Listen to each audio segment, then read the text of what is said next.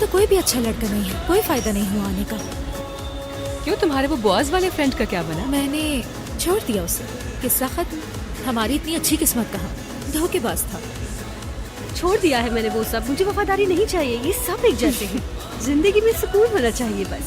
फजूल बातें मत करो, और इस तरह कैसे सुकून से रह पाओगी? हाँ, अरे फिजा, तुम्हें क्या हुआ है?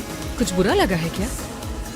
नहीं कुछ नहीं, ज्यादा पी ली है, तबीयत अजीब हो रही है मेरी।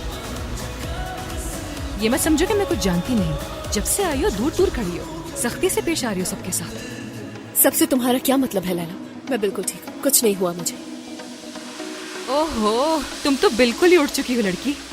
लगता है कुछ ज्यादा ही पी ली है तुमने। आज तो मेरी सालगिरह है, चलो डांस करते हैं।